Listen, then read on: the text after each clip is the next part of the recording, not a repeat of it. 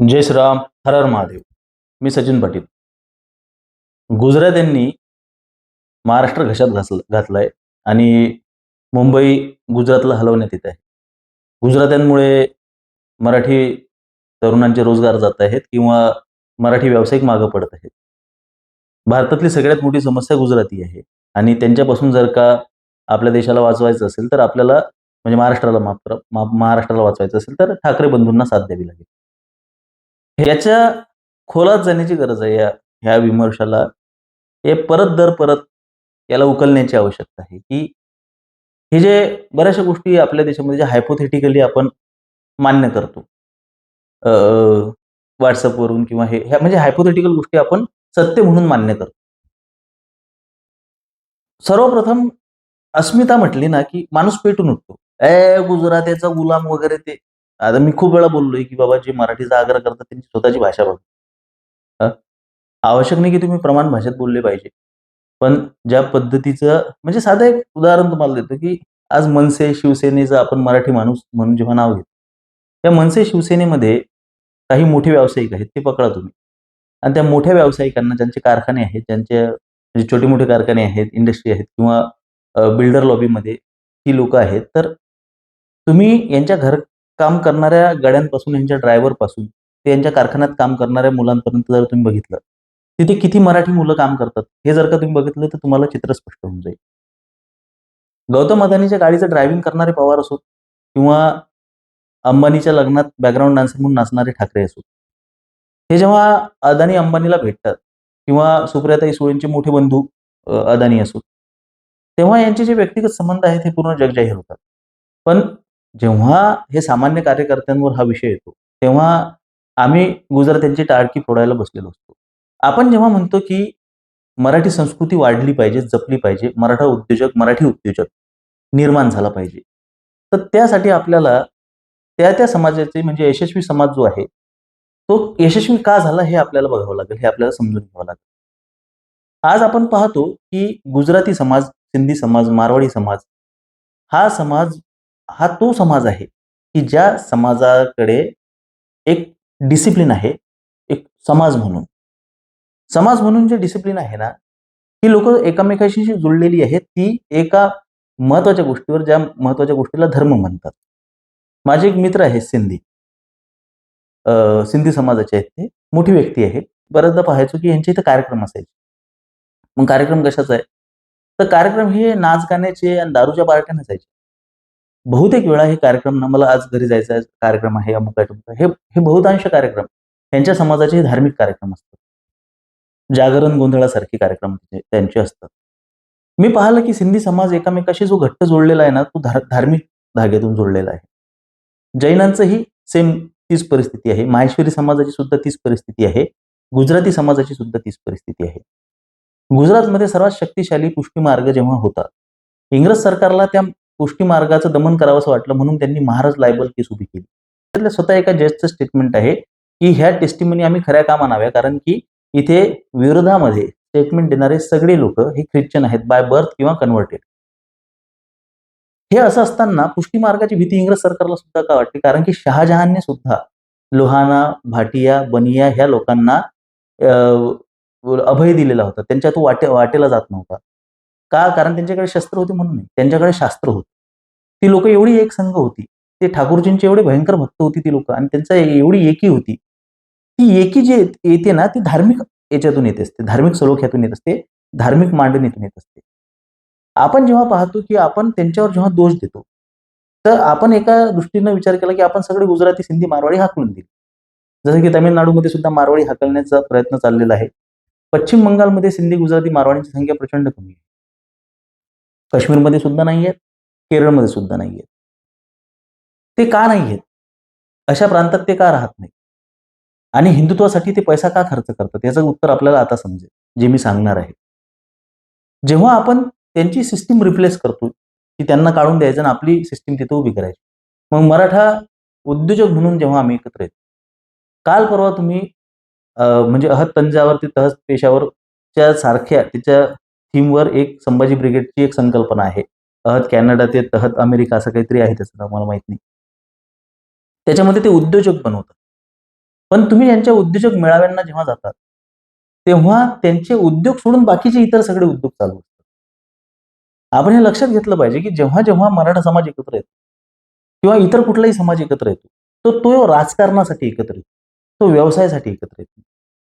मराठी माणूस ह्या व्यावसायिक मानसिकतेचा नाही. एक व्यावसायिक व्यक्ती अ, कॅमेऱ्यावर येऊन सांगत होता, की मी मुळशीकडे गेलो असता मला एक हॉटेल दिसलं. त्या हॉटेलमध्ये मी जेवायला गेलो. तिथं काही टवाळखोर पोरं बसलेली होती आणि मी जाताना त्याला बोललो, की "बाबा, अशी जर तू मुलं घेऊन बसशील तर तुझ्या हॉटेलमध्ये कोणी जेवायला येणार नाही." तर तो मला उद्धट बोलला, असं तो सांगत होता अनुभव. त्याच्या खालच्या मी कमेंट वाचत होतो. मराठी पोरगा उद्योग करतोय, ह्यांना त्याच्यात काळ्या करायच्या आहेत. आम्ही मराठी असेच असतो आणि आम्ही तसेच असतो. अरे बाळांनो, ही आपली व्यावसायिक मानसिकता आहे का? हं? तुम्ही जेव्हा व्यावसायिक बनता, तेव्हा तुम्हाला तुमचा अप्रोच चेंज करावा लागतो. दुर्दैवाची गोष्ट म्हणजे आपल्याकडे व्यावसायिक अप्रोच आहे का आपल्या पोरांकडे? हा सगळ्यात मोठा प्रश्न आपल्याला पडायला पाहिजे. आज जेव्हा आपण म्हणतो, की मुसलमानांवर आपण आर्थिक बहिष्कार टाकला पाहिजे किंवा 4 मुलं जन्माला घातली पाहिजेत. ह्या दोन्ही गोष्टी कशा आहेत? ह्या काल्पनिक, ह्या दिवास्वप्न आहेत.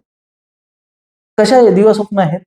मुसलमानांवर आर्थिक बहिष्कार टाकल्यामुळे मुसलमान भिकेला लागतील, असं कोणाला वाटतं का? आपण जर का युनायटेड किंगडमचं उदाहरण आज जर का घेतलं, तर आपल्याला एक लक्षात येईल, की युनायटेड किंगडममध्ये मोर दॅन 70% वुमन, तिथे जे वर्क कल्चर आहे ते नवरा-बायको दोघांचंही आहे.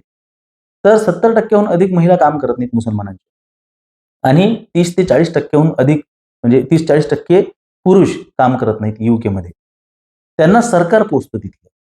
आज तुम्ही एखाद्या गावखेड्यापुरतं तुम्ही मुसलमानांवर बहिष्कार टाकायचा आहे, असं म्हणून तुम्ही गावखेड्यापुरतं एखादं तुम्ही म्हणाल, की बाबा हां, आमच्या गावातून मुसलमान गेले.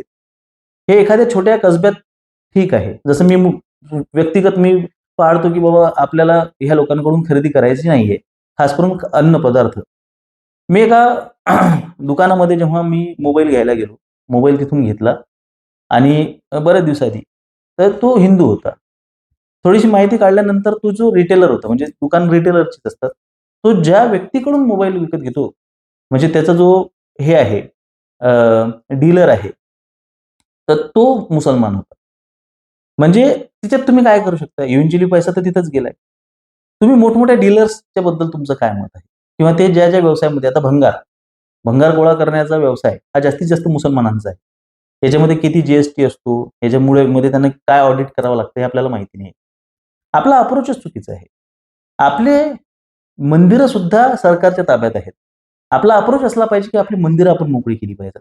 कारण की त्यांचं जे सिस्टम चालते ते मशिदीवर चालतंय, मशिदीच्या दानावर चालतंय. तिथं जो पैसा येतोय, तिथं जे जकात होतंय. आज जर का तुम्ही त्यांच्यावर आर्थिक बहिष्कार टाकला, त्यांच्याकडे there are so many ways to earn. खूप सारे मार्ग आहेत त्यांच्याकडे, खूप सारे. ते काय, ते ISISमध्ये पोराला पाठवतील. ते सहज आहे. ते दुबईला पाठवतील. बहुतांश इथला मुसलमान त्याच्याकडे दुबईचा पैसा येतोय. खूप सारी पोरं तिथं दुबईला काम करत असताना आपल्याला दिसतात. त्यांच्याकडे समजा त्यांना असं लक्षात आलं ना, की बाबा ह्या प्रांतामध्ये हिंदूंनी आर्थिक बहिष्कार टाकलाय. तर ती लोकं स्वतःची इकोसिस्टम तिथं तयार करतात. एक नाव मी वारंवार घेत असतो आणि त्याच्या मिरच्या खूप लोकांना झोमतात. एकच जण, 1-2 जणांना झोमतात कमेंट बॉक्समध्ये, पळगाव बोरिवली. अहो पाटील, आता निघा त्या पळगाव बोरिवलीच्या बाहेर. मुंबई जवळचं एक छोटंसं गाव ISIS कंट्रोल करतं.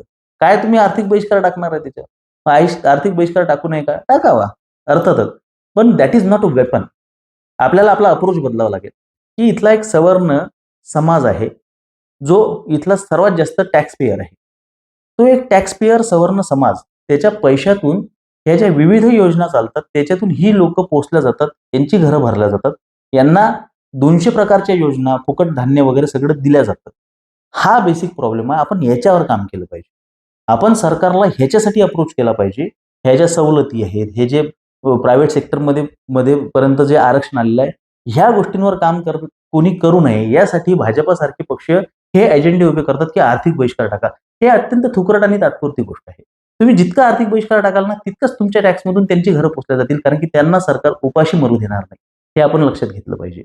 रोहिंगे झोपडपट्टीतून हटवले. त्यांच्या घरावर बुलडोझर चालवलं. तर त्यांना पाठवलं कुठं? हा प्रश्न आपण का नाही विचारत? मग त्यांना कुठं ते हे केलंय तुम्ही? त्यांचं पुनर्वसन कुठं केलंय? त्यांचं तुमच्याकडे काय रेकॉर्ड आहे? ते कुठं, ते भारत सोडून गेले का? आपल्याकडे डिटेन्शन कॅम्प आहेत का? आपल्याकडे त्यांना ठेवायला जागा आहे का, व्यवस्था आहे का? किंवा त्यांना डिपोर्ट करायची आपल्याकडे सिस्टम आहे का? तर नाही.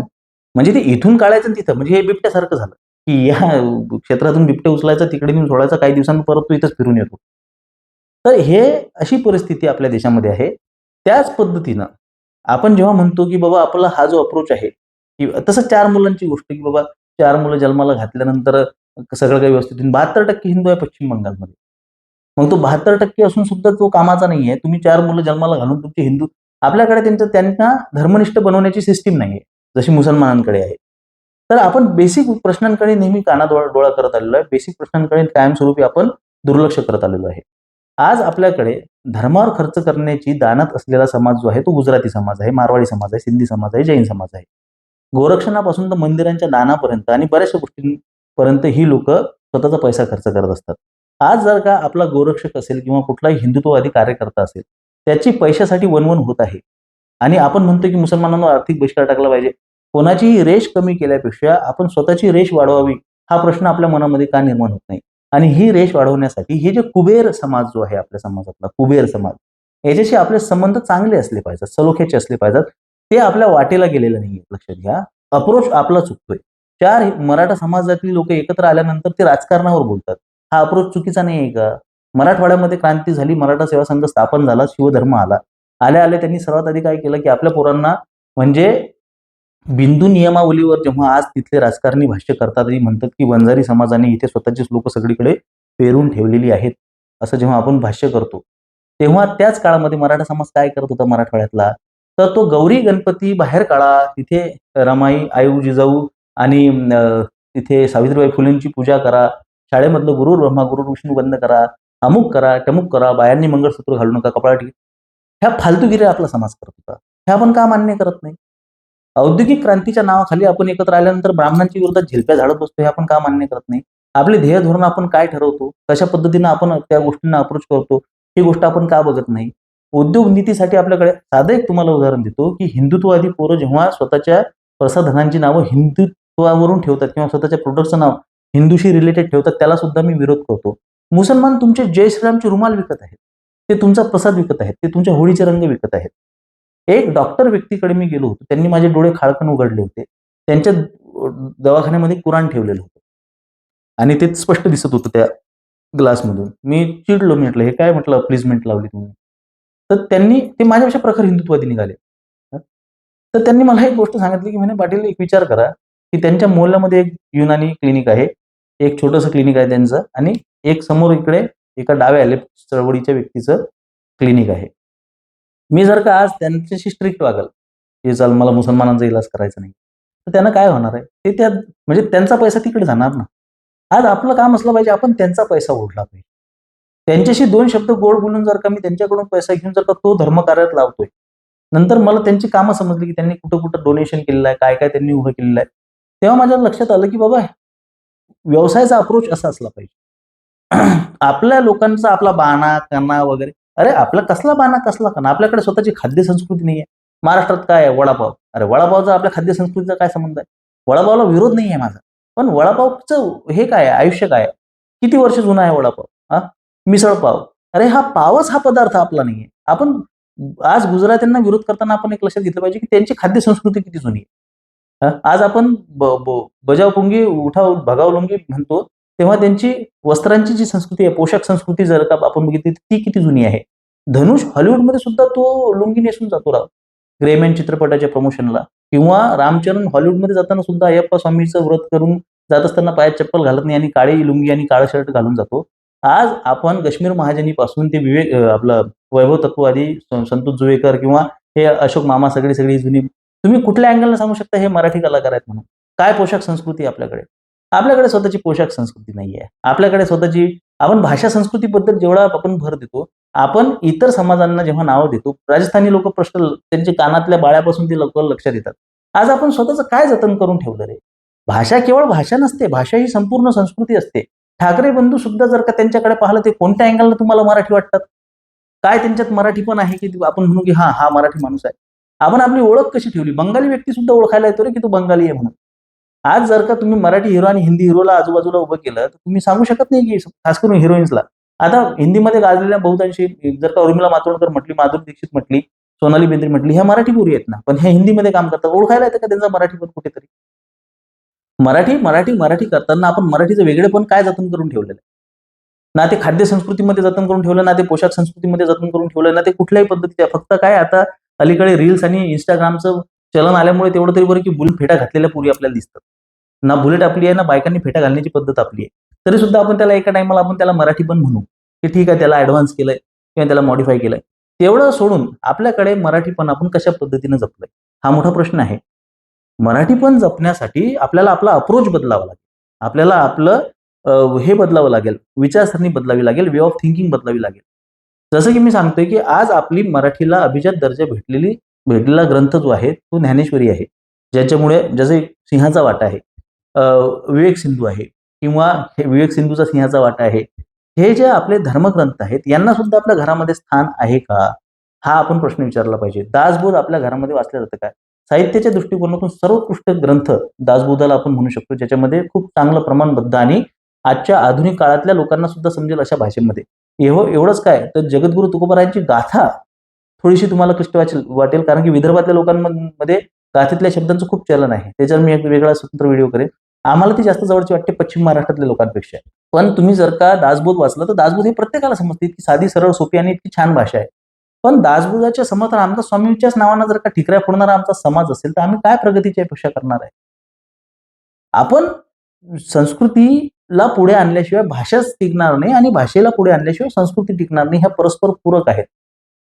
उद्योजक म्हणून आपल्याकडे स्वतःच्या रणनीत्या नाहीत. आपण एकत्र आल्यानंतर आपण राजकारण करतो आणि त्याच्यातही काही गैर नाही. कारण की मराठा समाज हा राजकारणी समाज आहे सुरुवातीपासून. हा राजेशाही समाज आहे. मराठा समाजाची जास्त संख्या आहे, जास्त वर्चस्व आहे समाजामध्ये. म्हणून ती लोकं आल्यानंतर ते, पण याचा अर्थ हा नाही ना, की तुम्ही बाहेरच्या लोकांना तुमच्या अपयशाची खापरं त्यांच्या डोक्यावर फोडून त्यांच्या ढुंगणावर लाथा मारायच्या गोष्टी करणार. लोकलमधल्या भांडणासाठी गुजराती, भैय्य, मारवाडी करणं ठीक आहे, की "ए मराठीत बोल, मराठीत बोल." पण जेव्हा तुम्ही त्या व्यक्तीकडे पाहता, जो मराठीत बोलायचा आग्रह करत असतो, तर तो ह्या सगळ्या मापदंडांवर खरा उतरतो का? जसं की मी नेहमी एक गोष्ट सांगत असतो, की जेव्हा यांना सुद्धा प्रगती करावी वाटली, स्मिता ठाकरेंना, तेव्हा त्यांनी मराठी चित्रपट प्रोड्यूस नाही केले. त्या हिंदी चित्रपटसृष्टीकडे गेल्या. जेव्हा आदित्य ठाकरेंना वाटलं, की त्यांना प्रगती करायची आहे गीतकार म्हणून, तर त्यांनी मराठीत गाणी लिहिली नाहीत. त्यांनी हिंदी गीतकार म्हणून 2008 मध्ये डेब्यू केलं. उम्मीद का काहीतरी त्या अल्बमचं नाव होतं. जेव्हा त्या ऐश्वर्या ठाकरेला वाटलं, की बाबा आपल्याला चित्रपटामध्ये हिरो बनायचं आहे. एक सोडून 2-2 रोल एकाच चित्रपटामध्ये केले त्याने निशांची म्हणून. तो सुद्धा अनुराग कश्यपचा चित्रपट घेतला. तिथे त्याने भैय्याचा रोल केला. यांचे संबंध सुद्धा हॉलिवूड सॉरी बॉलिवूडवाल्यांसोबत का चांगले आहेत आणि यांना बोलावं वाटलं तर मायकल जॅक्सनला, हॉलिवूडच्या व्यक्तीला त्यांना बोलावंसं वाटलं. हा विचार आपण करणं गरजेचं आहे, की बाबा जेव्हा आपण प्रगती एक स्टेप वरती जायचा प्रयत्न करतो, तेव्हा स्वतः ठाकरे कुटुंब हिंदीकडे वळतं. कर्ली टेल्सला तुम्ही इंटरव्ह्यू देण्याचं काय कारण आहे? कर्ली टेल्सची मुलगी येते, तिथे राजसाहेबांची मुलगी स्वतः इंग्लिशमध्ये पूर्ण आणि टोटल इंटरव्ह्यू इंग्लिशमध्ये आहे. राजसाहेबांना तिथे हिंदी बोलताना आपण बघू शकतो. तुम्हाला जेव्हा सोशल मीडियावर अप्रोच करायचं असतं, तेव्हा तुम्ही इंग्रजी आणि हिंदी वापरता. तुम्ही कर्ली टेल्स सारख्या मुली तिथे होस्टला तुम्ही बोलावता घरी, तिच्याशी हिंदीमध्ये तुम्ही वार्तालाप करता. त्या गोष्टी आणि जावेद अख्तर तुमचा इतका प्रिय आहे, की तो तिथे तुमच्या व्यासपीठावर येऊन तो हिंदीमध्ये बोलून जातो आणि तुम्ही त्याला अप्रिशिएट करता. ह्या सगळ्या गोष्टींचा सारासार विचार करता, आपल्यालाच केवळ ही बंधनं जर का पाळायची असतील, मराठी संस्कृती जपण्याचं, जोपासण्याचं सगळं जर का दायित्व आपल्याच खांद्यावर आणि 2 शब्द जर का आपण पॉझिटिव्ह या लोकांबद्दल बोललो, तर सगळी जर का तुम्हाला झोडपायला मराठी भैय्या वगैरे म्हणायला तयार असतील, तर त्या मराठी भैय्या म्हणणाऱ्यांना तुम्ही स्वतः मराठीसाठी तुमचं काय योगदान आहे? दुर्दैवाची गोष्ट अशी आहे, की आमच्या इथं ना डेटा फ्री झाल्यापासून ते अदानी म्हणजे ॲसेसेबल झालं, फ्री नाही माफ करा. ॲसेसेबल झाल्यापासून ना सगळेजण एक्सपर्ट बनलेले आहेत. कधी किरण मानेच्या एका इंटरव्ह्यूमध्ये किंवा एका याच्यात भाषणामध्ये हजारो चुका असतात, हजारो खोटा इतिहास असतो. संग्राम पाटीलच्या ह्याच्यात हजारो गोष्टी असतात. पण इथे मी नेहमी ऑब्झर्व्ह करतो, की इथे लोकांना गोविंदाला डान्स करायला शिकवायला बसलेले आहेत. सचिन तेंडुलकरला बॅटिंग शिकवायला बसलेले आहेत. एखाद्या बॉक्सरला बॉक्सिंग शिकवायला माईक टायसन सारख्याला बसलेले आहेत. मी एक गोष्ट पाहतो, की प्रेक्षकांचा दर्जा सुद्धा मी किती शहाणा, मी किती मोठा. म्हणजे एखादा व्यक्ती एखाद्या विषयावर बोलतोय ना, त्याच्या खाली कमेंट असतात. ओंकार दाभोळकरांचं मी अलीकडे एक हे पाहिलं, पॉडकास्ट पाहिला. त्याच्यामध्ये ते म्हणतात, की आम्ही इस्लामवर बोलत असताना खाली कमेंट होते, की हिंदूंच्या याच्यावर बोला. अरे पण आजचा विषय इस्लामचा आहे ना, मग हिंदूंच्या याच्यावर कसा काय बोला? मग ह्याच्यावर कोण बोलायचं नाही, ह्याच्यावर का नाही बोलायचं? तसंच त्याच पद्धतीनं फ्लोमध्ये एखादी गोष्ट आता समजा मी इतक्यात युरोपची खूप उदाहरण देतोय. काल मी व्हेनेझुएला बद्दल बोलताना म्हटलं, की आपण युरोपीय देशांना बघताना असं बघतो. वास्तविक पाहता मी व्हेनेझुएला युरोपमध्ये असं बोललो नाही. मी सांगितलं, की आपला अप्रोच कसा आहे त्या देशांना बघायचा. तर दादा व्हेनेझुएला युरोप नाही अमेरिका. तुला काय वाटतं एवढं माहीत नाही मला. हां. वर्ल्ड मॅप मला तुझ्यापेक्षा चांगला माहिती आहे, कारण की मी रमण चितळे सर्च करा. राजू परोळेकरांनी मुलाखत घेतली आहे. 3 वर्ष त्यांच्यासोबत होतो. त्यांचं कामच होतं हे नकाशे बनवायचा. दुसरा एक विषय की फ्लोमध्ये निघून गेलाय. तू पूर्ण विषय सोडून तुला तेच पकडायचंय. दुसरा एक विषय मी सांगतो, कॅटलिस्टची मी डेफिनिशन सांगितली ती ॲज इट इज आहे, जी आमच्या 7वीच्या पुस्तकात होती. पण तिथं तो म्हणतो की हू सेज की catalyst doesn't take part in reaction. अरे बाबा, ते त्याच्या फॉर्म्युला परत जर का गेन करते, तू केमिस्ट्री शिकवायला बसलास का? सरते शेवटी काय आहे की कॅटलिस्ट त्याचा फॉर्म त्याचे काही चेंज करत नाही. तो तसाच्या तसाच राहतो. माझं सांगायचं तात्पर्य तेच होतं की मुसलमान इथे कॅटलिस्टची भूमिका करतील आणि ते डेफिनिशन सुद्धा राईट आहे. मी त्याला ते परत Googleवरून ती डेफिनिशन टाकली. पण तो म्हणतोय तुम्हाला रसायनशास्त्राचा अभ्यास करू मी आता. हां?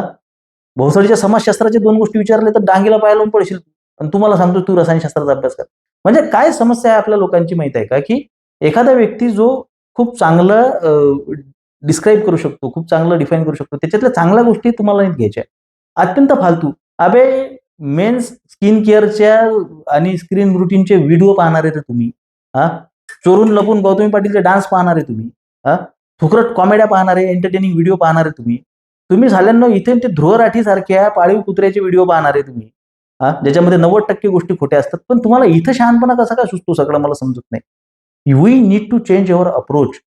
एखादा व्यक्ती एखाद्या गोष्टीवर स्टडी करून मी सांगितलंय की सिंधी, गुजराती, मारवाडी ह्या लोकांकडून आपण काय शिकलो पाहिजे, तर ह्यांचा धार्मिक सलोखा, धार्मिक एकोपा, ही लोकं एकमेकाशी जुळलेली आहेत. ते एका पॉझिटिव्ह गोष्टीवर, एका धार्मिक गोष्टीवर. मराठी माणूस जेव्हा व्यावसायिक म्हणून एकत्र येतो, तेव्हा त्याने हा एक गोष्टी विचार केली पाहिजे की मला दुसरा मराठा व्यक्ती फक्त पैशासाठी सपोर्ट करणार नाही. आमच्या भावकीत बांधाची भांडणं आहेत. बांधावरून जर का आमच्या भावकीत भांडणं आहेत, तर आम्ही एकमेकाला सपोर्ट कसा करणार आहे, तर त्याची सपोर्ट सिस्टीमचा जर का आपण सखोल अभ्यास केला, तर ती लोकं कुठेतरी श्रद्धेने एकत्र येतात आणि हा सगळा समाज श्रद्धेने एकत्र येणार आहे आणि हा सगळा समाज धर्मगुरू संचलित आहे. तुम्हाला जर का माहिती नसेल तर कोण्या गुजरात्यासोबत राहा काही दिवस. तुम्हाला लक्षात येईल ते इतके भयंकर ते हे असतात ना, धार्मिक लोक असतात ना, आणि हेच कारण असते की बाबा ते एकामेकाशी तितक्या सलोख्यानं वागतात, कारण की त्यांना त्यांचं तत्वज्ञान जिवंत ठेवायचं असते. जैनांच्या बाबतीमध्ये ही गोष्ट खूप लागू होते. आपण समजून घेतलं पाहिजे. धर्माला घोडे तुम्ही इथं बसल्या जागेवर राहताय. नास्तिकता हा या जगातला सगळ्यात मोठा धंदा आहे. या धंद्याला बळी पडलेला सगळ्यात मोठा समाज हा महाराष्ट्रामध्ये मराठा समाज आहे. नास्तिकता हा धंदा आहे हे मी एक डिटेल त्याला 1-1.5 तास लागतील एक्सप्लेन करायला. तसंच हे मुसलमानांच्या आर्थिक बहिष्काराला एक्सप्लेन करायला 1-1.5 तास लागतील, की हे किती फेक गोष्ट आहे. आपल्याला दुसऱ्या गोष्टी कराव्या लागतील त्याच्या बदल्यात. ते पण करावं लागेल, पण त्याच्यासाठी दुसऱ्या गोष्टी, दुसरा अप्रोच करावा लागेल. आणि मुलं जन्माला घालणे हे पण किती फेक गोष्ट आहे, ती फालतू गोष्ट आहे. तर मुळातच तुम्हाला हे जे तात्पुरते सोल्युशन दिलेले आहेत, गुजराती पळवून लावा, पोरं जन्माला घाला, हे सगळ्या सुस्त कल्पना आहेत, सुस्त संकल्पना आहेत. त्याच्याऐवजी आम्ही आमचा अप्रोच कसा बदलावा, आम्ही पॉझिटिव्ह कसं बनावं, आम्ही आमची संस्कृती जपली तर आमचं कशी भाषा आणि भाषेनं पर्यायानं आमचा धर्म कसा जिवंत राहील, ह्या सकारात्मक गोष्टी सोडून तुम्हाला ज्या कायमस्वरूपी इसको काटो, उसको खतम कर दो, उसको भगाओ, मुसलमान लांडो को काट डालो, बच्चे पैदा करो, हे ज्या फालतूच्या सल्ला दिल्या जातात ना, ह्या अप्रोचच मुळात चुकीचा आहे. खरा अप्रोच असला पाहिजे हळू-हळू संत, भाषेचा अभ्यास, धर्माचा अभ्यास, धर्म सुसंगत वागण्यासाठी समाजाला प्रवृत्त करणे आणि धर्माच्या माध्यमातून एकत्र येणे. प्रभू रामचंद्राच्या नावाखाली सगळा समाज जेव्हा एकत्र येईल आणि त्याला आदर्श मानून आपण जेव्हा त्या मार्गाने चालायला लागू ना, तेव्हा कुठे या समाजामध्ये हळू बदल व्हायला लागतील. तेव्हा एक पॉझिटिव्ह अप्रोच आपल्या समाजामध्ये येईल. तेव्हा कुठे आपण एकत्र येऊ. आज दुर्दैवाची गोष्ट म्हणजे भाजपा आणि संघामध्ये सुद्धा रामाला न मानणाऱ्यांची संख्या प्रचंड जास्त झालेली आहे. केवळ सत्तेत राहण्यासाठी जर का आपण राजकारण करत असू, तर धर्म हा केवळ राजकारणाचा विषय राहिलेला आहे. तो ठाकरे बंधूंचा असो, तो भाजपाचा असो, तो सगळ्यांसाठी तो केवळ राजकारणाचा विषय राहिलेला आहे. इसको भगाओ, उसको उखाडो, उसको मार डालो वरून काहीच होणार नाही. मी काय करू शकतो, मी एक इकोसिस्टीम निर्माण केली पाहिजे, ज्यामध्ये माझी मुलं शिकताना ती धर्मनिष्ठ झाली पाहिजेत, पर्यायानं ती राष्ट्रनिष्ठ झाली पाहिजेत. धर्मशिक्षण हे आपल्या शिक्षणामध्ये अंतर्भूत झालं पाहिजे. राष्ट्रीय शिक्षणामध्ये आयुर्वेद अंतर्भूत झाला पाहिजे. आमची प्रथा परंपरा, आमचा प्राचीन इतिहासाचं पुनरुज्जीवन झालं पाहिजे. त्याला आधुनिकतेची कास असली पाहिजे. ह्या गोष्टींना आपण सकारात्मक प्रयत्न म्हणतो आणि ते खूप हळूहळू होणार आहेत. सशक्त पौरुष असलेला, पुरुषार्थ असलेला समाज आपल्याला बनवायचा आहे. त्याच्यासाठी पौरुषाची पूजा झाली पाहिजे, पुरुषार्थाची पूजा झाली पाहिजे. फेक फेमिनिझमचा एजेंडा आपण मोडून काढला पाहिजे. ह्या सगळ्या गोष्टी होणं गरजेचं आहे. त्याच्यासाठी प्रचंड जागृतीची आवश्यकता आहे. हे खूप तात्पुरत्या गोष्टींवर आपण रिलाय करतोय. खूप तात्पुरत्या गोष्टींवर आपण अवलंबून राहतोय आणि याच्यातून कुठलीही गोष्ट होणार नाही, कुठलीही गोष्ट साध्य होणार नाही.